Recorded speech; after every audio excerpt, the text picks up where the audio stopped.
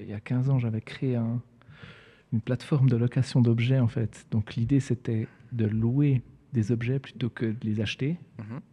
Donc, dans cette idée vraiment de décroître la production, Ouais. tu produis moins d'objets, moins de pollution, moins d'énergie consommée. Tu remarques les résistances fondamentales, on n'est pas habitué à ça. Enfin, les gens, Donc, chacun est habitué à avoir son truc. Même si tu as 45 perceuses dans ton quartier, dans chaque maison, tu auras chaque appartement, chacun aura une perceuse, et ben, c'est comme ça. Et les gens continuent à faire ça. alors, il y a pas mal de plateformes maintenant qui existent pour Ouais, je sais. partager, Mais louer, c'est comme chaud, hein. Sharely. En Suisse, Et, c'est chaud. et en fait, c'est que c'est pas si évident dans le sens où, Je sais.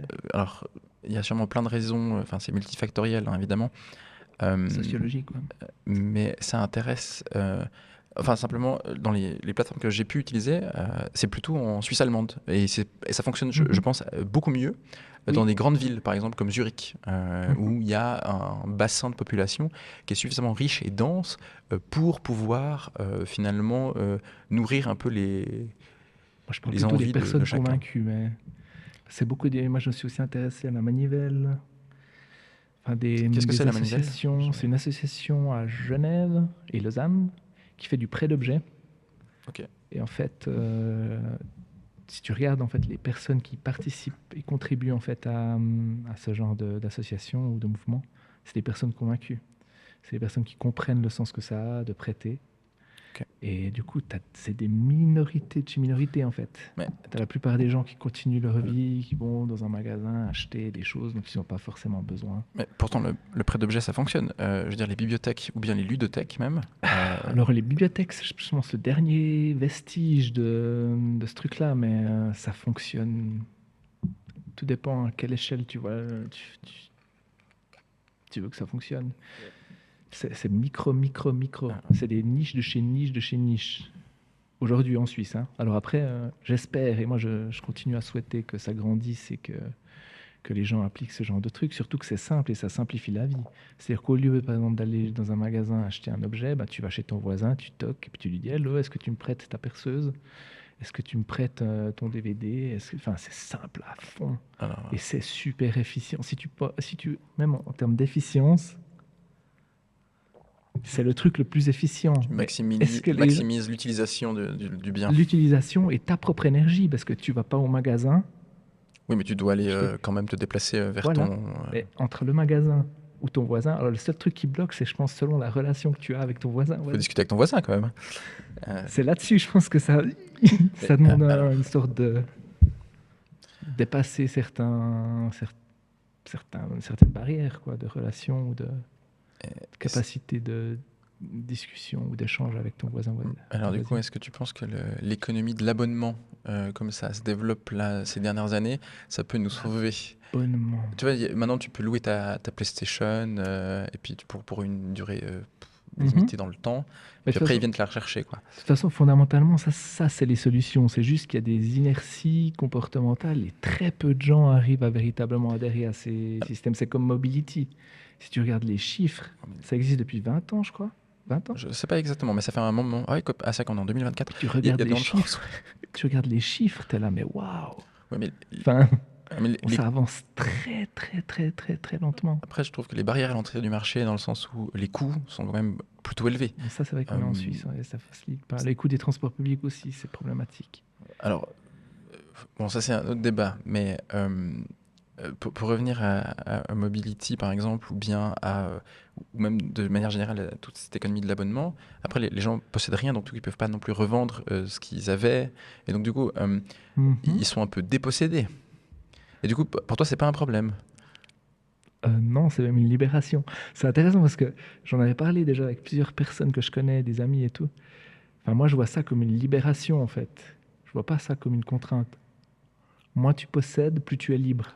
Mais Ouais, ça, c'est ma ouais, vision des mais choses. plus ça te coûte cher. Dans le sens où, genre, si on reste dans un Mais modèle moi, j'arrive économique à vivre traditionnel. avec quasiment pas d'argent parce que j'ai réduit mes besoins. Enfin, je me suis rendu compte de quels étaient mes besoins.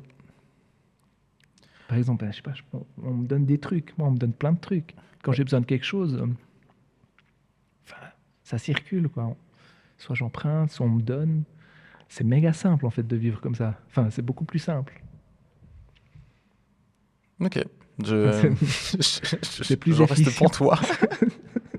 C'est plus efficient, c'est plus simple. En plus, tu rencontres des gens. Moi, j'ai jamais rencontré autant de gens qu'en faisant ça. Parce que tu vas parler à quelqu'un que tu rencontres dans la rue, tu vas parler à ton voisin, tu vas parler à une personne que tu n'avais jamais vue dans la maison d'à côté, chez toi. Puis hop, t'échanges, puis tu te rends compte qu'en fait, les gens sont là, les gens sont gentils, ils t'aident. Et puis, enfin, des nouvelles interactions. Du coup, enfin, il se passe que des trucs cool. Mais le truc, c'est aussi, pourquoi est-ce que ça nous dérange? Pourquoi est-ce qu'un passager clandestin nous dérange? Quelqu'un qui fait différemment de nous. Enfin, moi, c'est aussi toujours un truc, je trouve ça passionnant parce que tu vois que c'est toujours le problème dans différentes associations enfin, dans lesquelles j'ai été actif. Il y a à chaque fois ce truc où en fait, parfois, hop, on doit trouver un bouc émissaire ou quelqu'un, puis hop, on doit quelque part se défouler Alors, de quelque chose. Et du coup, après, on en arrive à des exclusions, des trucs de ce type-là. Et ça, c'est quelque chose auquel je n'adhère absolument pas et je n'ai jamais adhéré. Et j'ai toujours des problèmes parce que quelque part, mais tu vois, en même temps, tu vois, genre si, en théorie, tout le monde oui. reçoit à part égale, plus ou moins, je sais pas, un bien ou un service, Mhm. bah du coup, il serait juste aussi que tout le monde participe. Mais tout le monde participe, mais d'une façon différente. Oui, mais alors peut-être à sa hauteur, tu vois. Chacun fait comme il peut, mais tout le monde doit participer. Alors que si tu as un passager clandestin, il est probable que le passager clandestin n'agisse pas beaucoup dans le bien de l'intérêt de tous. Mais c'est quoi? Parce que toi, tu as une vision qui est la tienne de l'intérêt de tous. Le fait même que quelqu'un vive participe au bien commun. Ouais, pas tout à Là, fait ça d'accord. coince. Mais, c'est intéressant. Mais c'est- Pas tout à fait d'accord. Je Mais sais, je sens bien que ça coince un peu là, mais euh, pour moi, la vie en soi est déjà le bien commun. C'est ton regard avec ton propre système de pensée, tes propres a priori, qui se projettent sur l'autre qui, à un moment donné, ne fait pas ce que tu attendais qu'il doit faire ou qu'il fasse. Et hop, quelque part, tu t'agrippes au truc et enfin, pour moi, tu divises et tu coupes à ce moment-là. Parce que, enfin, on est toutes et tous différents, mais on participe toutes et tous d'une façon ou d'une autre à l'ensemble. Voilà. D'ailleurs, c'est pour ça aussi que je dis merci d'exister à tout le monde tout le temps. ouais, C'est reconnaître chacun, chacune dans son unicité et dans sa manière d'être au monde tel qu'il ou elle est. ouais. Alors effectivement, pour ceux qui nous regardent hors caméra, Florian n'arrête pas de dire à tous les gens qu'il les remercie d'exister. C'est quelque chose de très touchant et d'assez beau, à vrai dire. On va pas se mentir. Ouais. Ça fait, je pense, beaucoup de bien aux gens. Et ça m'a fait beaucoup de bien de simplement le voir le dire. Non, c'est vrai. Il faut dire ce qu'il y a. Mhm. En vrai, le temps file. Mhm. Et je pense qu'on va pouvoir gentiment conclure. Très Mais bien. avant ça, j'aimerais savoir si tu as quelque chose à nous partager, une recommandation culturelle ou une lecture, un film que tu as vu qui t'a touché, Mhm. euh, que ça soit en lien avec notre thème du jour, ou bien pas, en fait. Peut-être, bref, simplement quelque chose. Mhm. Sur notre rapport à la nature, et puis c'est vrai qu'on n'a pas trop abordé cette question-là, mais peut-être un auteur qui est très peu connu. J'en aurais même peut-être deux. Parce que du coup, il y a un économiste aussi. Ah, mais je pensais qu'on allait peut-être en parler en fait. Tu connais Nicolas Georgescu-Roegen? Alors non, malheureusement pas. Parce que typiquement aussi, c'est pour moi ce qui a généré un virage au niveau économique, enfin un virage, ou plutôt une continuité. On a continué dans la croissance, alors que si on avait lu cet auteur, donc qui a créé la bioéconomie, Il date, c'est de quand à peu près? C'est c'est 20e, milieu, 19e? ouais, milieu, enfin deuxième moitié du 20e. Ok. Et en fait, c'est quelque part l'auteur, donc l'économiste, qui est à la base du mouvement de la décroissance, enfin, en tout cas moderne, Ok. car il avait, avec notamment le Club de Rome dans les années 70, dit et répété qu'il était nécessaire justement de décroître pour qu'on s'en sorte et que l'on ne rencontre pas tout un tas de problèmes que ce soit d'effondrement et tout. Mais, et du coup, ouais, c'était le titre, je crois, Halte à la croissance de Nicolas Georgescu-Roegen. Et sans ça, un autre auteur aussi, c'est un philosophe norvégien, l'écologie profonde, qui pour moi m'a beaucoup marqué, notamment il m'a fait prendre énormément conscience d'à quel point, dans mes comportements quotidiens, en fait, j'exploitais en fait le monde. Enfin, le monde, c'est une manière de dire, mais en fait, j'exploitais que ce soit les ressources ou d'autres êtres humains par tout ce que je consommais ou ma manière de vivre, et m'a permis justement de prendre des virages importants et de devenir beaucoup plus sobre. Ok. Et du coup, Et c'est Arne Ness. A-R-N-E, espace N-A-E-S-S. Ok. L'écologie profonde. L'écologie profonde, ok. Ou écosophie. Et tu as parlé d'un deuxième auteur. C'est Nicolas Georgescu-Roegen. Ah ouais, pardon. Ouais. Oui, Ça, c'est l'économiste ouais. qui est à la base de la décroissance. Trop bien. Et je vais me permettre de faire aussi, moi, une recommandation. Si tu as l'occasion, j'aime beaucoup la chaîne Eureka, qui est une chaîne d'économie, c'est une chaîne YouTube. Ah, mais c'est possible que j'ai déjà vu. C'est très probable. Vidéo, Il est assez neutre sur le sujet. Enfin, il fait de l'économie, donc l'économie, c'est pas capitaliste ou quoi que ce soit. C'est oui. la recherche. C'est un. Economos, les règles de la maison. Voilà. Et donc, du coup,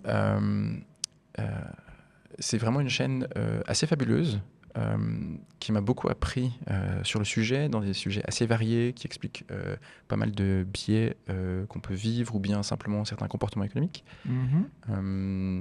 Et donc, je trouvais cool de la recommander par rapport à tout ce qu'on a pu discuter aujourd'hui. Très bien.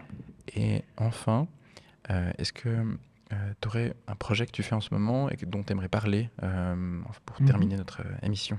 Comme je l'avais dit, en fait, j'arrête pas de planter des arbres fruitiers notamment, qui vont permettre de nourrir l'humanité à l'avenir. Et c'est juste ce que je fais et ce à quoi j'ai décidé de consacrer beaucoup plus de temps en fait ces prochaines années.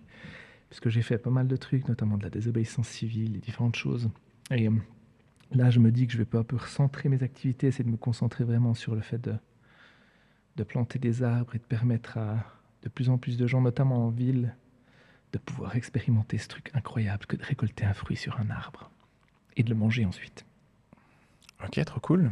Et bah, du coup, j'ai hâte de voir ça. Je viendrai chercher des fruits avec toi. C'est ça. Non, vraiment. Allons récolter, mais oui. Ça serait trop cool. Tu es le bienvenu. Trop bien. Et bah, tu me diras quand. Et merci d'exister à tous. Je reçois très volontiers ce que tu me dis et merci d'exister à toi. Yep. C'était fort agréable. Merci. Tout de bon à tout le monde. Oui, tout pareillement. Si vous avez aimé cet épisode de Viens de faire voir avec Florian, vous serez probablement passionné par les prochains épisodes qui s'affichent juste par ici. Allez, bisous au prochain épisode.